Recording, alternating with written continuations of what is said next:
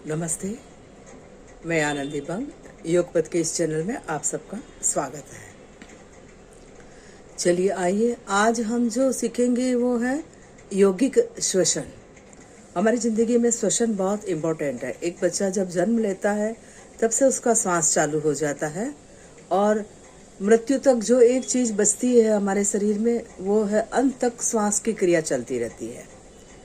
तो श्वसन जो है वो इतना इम्पोर्टेंट है, ये इतना इम्पोर्टेंट है, लेकिन फिर भी किसी की माँ उससे सिखाती नहीं है बच्चे को, क्योंकि उसकी माँ ने भी उसको नहीं सिखाया होता है। तो श्वसन जो है वो स्वतः स्फूर्त होता है, लेकिन जन्मते ही तो बच्चा सही तरीके से श्वास लेता है, लेकिन धीरे धीरे फिर उसकी श्वसन लेने की क्रिया जो है उसमें बदलाव आता जाता है। तो हमारे ऋषि मुनियों ने इसीलिए जो है वो योग में ये श्वसन जो है वो उसको में सुधार लाने के लिए श्वसन क्रिया जो है वो हमको बताई गई है।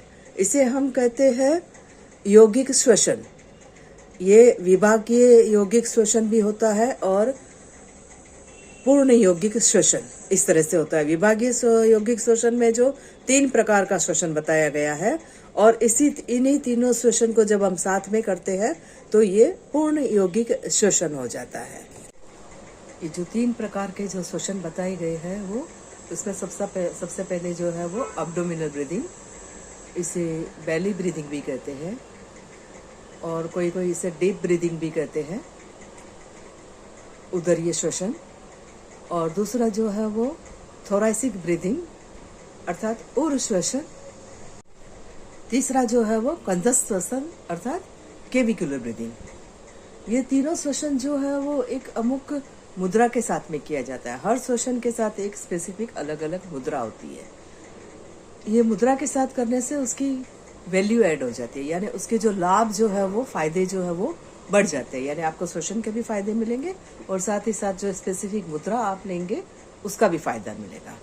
और हर ब्रीदिंग जो है वो पहले इसके सिर्फ ब्रीदिंग के साथ राउंड किए जाते हैं और उसके बाद में अकार या उकार या मकार तीनों के साथ जो आपके शरीर का जो अंग उसमें भाग लेता है उस अंग को जो वाइब्रेशन, जिस वर्ड से वाइब्रेशन मिलता है उस वर्ड का जो है वो नाद किया जाता है। ये जब मैं आपको प्रैक्टिकल बताऊंगी तब आप समझेंगे। मैं इसमें जो भी करा रही हूँ वो मैं शास्त्र के अनुसार करा रही हूँ। बोलते हैं पूर्ण यौगिक श्वसन। ठीक है, अब चलिए ये श्वसन की विधि देखने से पहले हम इसके फायदे देख लेते हैं, फायदों के बारे में जान। यौगिक श्वसन के अनंत फायदे हैं। हम श्वास करते हैं तो हम धीरे धीरे डीप ब्रीदिंग करते हैं, तो उस केस में जो है वो हमारा जो है वो फेफड़ा वो कार्यक्षम बनता है। फेफड़ा जो है वो उसको रिलैक्सेशन मिलने से वो उसकी कार्य क्षमता बढ़ती है डीप ब्रीदिंग करने से। तो वो उसकी कार्य क्षमता बढ़ने से नेचुरली हमारा जो है वो रोग प्रतिरोधक शक्ति जो है वो बढ़ जाती है। इसी तरह फेफड़ों के साथ साथ हमारे हृदय के ऊपर भी इसका इफेक्ट आता है। हृदय हमारा सुचारू रूप से कार्य करने लगता है और जो हमारी जो हार्ट रेट है वो स्लो हो जाती है। और इससे रिलेटेड जैसे आपको बीपी वगैरह है तो वो भी काफ़ी कंट्रोल में आ जाती है। तो ये उसके हृदय और आपके फेफड़े के ऊपर इसका ये फ़ायदा हुआ। इसके बाद ये हम जो करते हैं तो उसका पेट के ऊपर भी असर पड़ता है।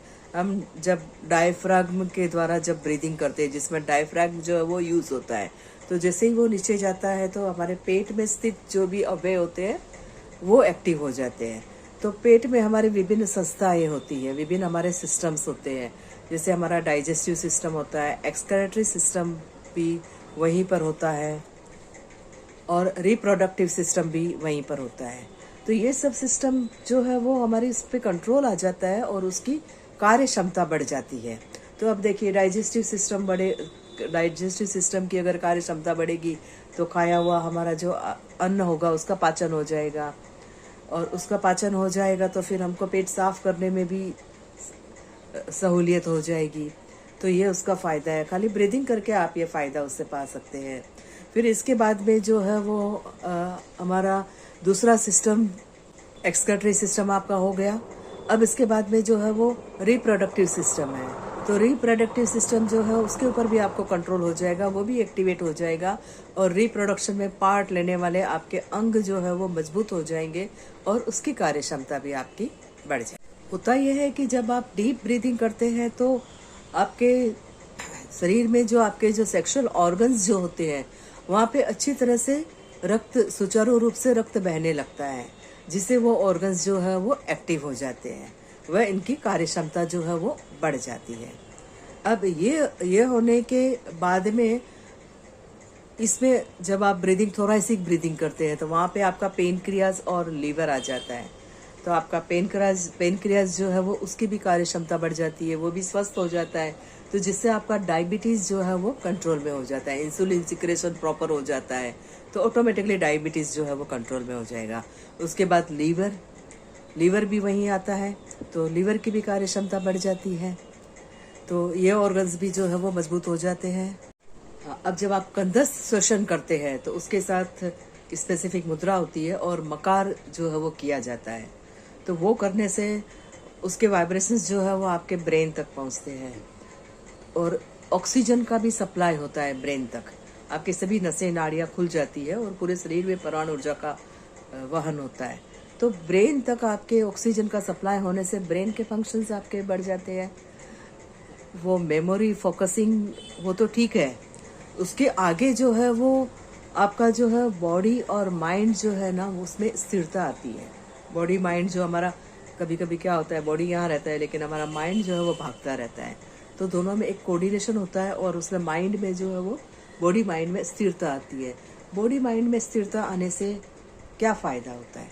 देखिए, अगर आपकी बॉडी और माइंड अगर आपका स्थिर रहेगा तो आप ध्यान धारणा वो सब कर सकेंगे। अगर आपको योग के इस मार्ग में आगे बढ़ना है, आध्यात्मिक प्रगति करनी है, आपको आगे जाके ध्यान करना है, ध्यान के भी बहुत सारे फायदे होते हैं, वो हम बाद में देखेंगे, लेकिन वो नॉर्मली किया जाता है। तो वो करने के लिए आपका शरीर जो है वो कार्यक्षम बनता है इससे, ब्रीदिंग से। ठीक है, ये हो गया।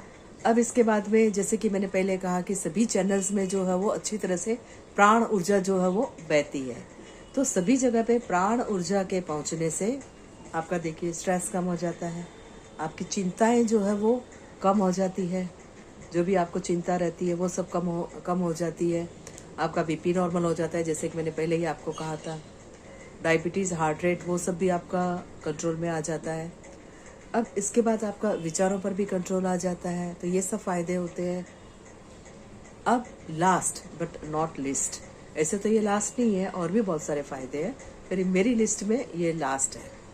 अब देखिए, आपके जीवन की जो है वो आयु मर्यादा जो है वो आयु कितनी होगी, ये आपका नंबर ऑफ ब्रीथ, श्वासोश्वास की संख्या के ऊपर आपका निर्भर रहता है।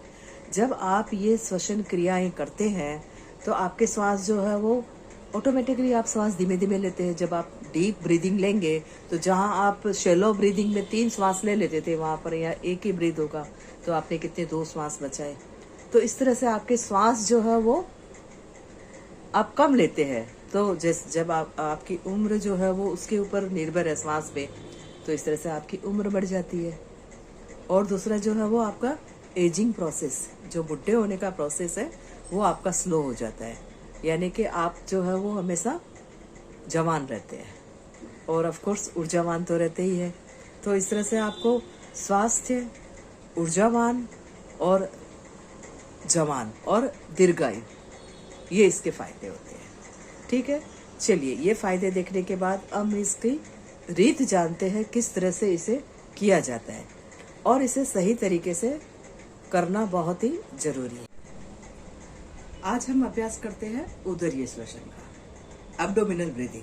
तो एब्डोमिनल ब्रीदिंग के लिए सबसे पहले आपको सीधे बैठना है, समकाय शिरो ग्रीवा, आपकी कमर, गर्दन और आपका सिर तीनों एक लाइन में। अब इसके साथ जो मुद्रा लेते हैं हम वो लेते हैं चिन्ह मुद्रा। ये चिन्ह मुद्रा है, इस तरह से दोनों हाथों को मिला देना है और ऐसे रख देना है, ये आपको ऐसे घुटनों पे रख देना है, ये चिन्ह मुद्रा होती है। ठीक है, चलिए अब हम एब्डोमिनल ब्रीदिंग, जिसे बेली ब्रीदिंग भी कहते हैं, डीप ब्रीदिंग, वो शुरुआत करते हैं। आपको पेट तक श्वास भरना है, तो पहले हम श्वास भरेंगे तो आपका पेट जो है वो बाहर आएगा और फिर धीरे धीरे श्वास को निकालना है। पेट अंदर जाएगा। सेकंड राउंड फिर से भरना है,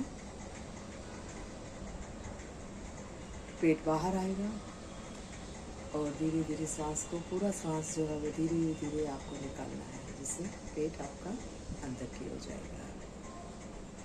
एक राउंड और करेंगे, ऊंडा सांस भरेंगे एब्डोमिनल ब्रीदिंग के लिए। पेट बाहर आएगा और धीरे धीरे सांस को बाहर निकालना है। धीरे धीरे आपका पेट जो है वो अंदर आएगा। इसे श्वासों के साथ संयुक्त होकर करना है। पूरा ध्यान आपका श्वास, आपका शरीर और मन दोनों श्वास के साथ एकाकार करके करना है। तो ये थे 3 राउंड हमने ब्रीथ। पेट जो है वो, पेट पे यहाँ पर जो है वो आपके आकार के वाइब्रेशंस जाते हैं, यहाँ पे उकार के, और जब आप कंदस्थासन करेंगे तब मकार के। तो इसके लिए हम आकार करेंगे। अब इसको किस तरह से करना है वो आपको देखना है, क्योंकि इसमें आपको 3 चीज़ों को कोऑर्डिनेट करना पड़ेगा। आपका श्वास निकालने का, निकालते टाइम किया जाता है, तो श्वास निकालना जब शुरू होगा तभी आकार शुरू होगा, और पेट भी आपका धीरे धीरे उसके साथ ही अंदर जाना चालू होगा। तो तीनों क्रियाएं साथ में चालू होगी और साथ में जो है वो बंद होगी। एक अच्छा बॉडी माइंड कोऑर्डिनेशन। चलिए, बॉडी माइंड एंड ब्रीदिंग तीनों का कोऑर्डिनेशन होता है। तो राउंड में आपको करके बताती हूँ। फिर से सीधे बैठ जाना है, हाथ जो है वो चिन्ह मुद्रा में इस तरह से, और हाथों को ऐसे खींच के नहीं रखना है, हाथ जो है वो आपको इस तरह से रखना है, घुटने पे रिलैक्स होकर के। तो चलिए एक राउंड में करती हूँ। पहले सांस भरना है, आकार,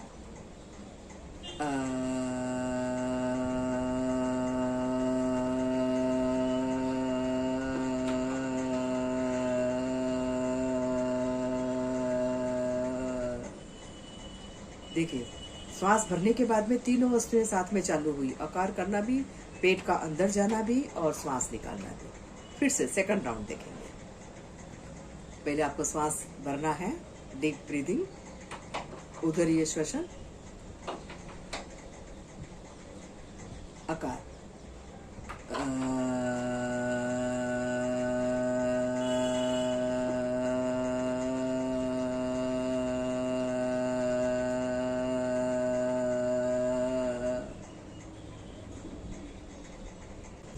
तो ये था उदरीय श्वसन आकार के साथ, स्पेसिफिक मुद्रा, चिन्ह मुद्रा के साथ में।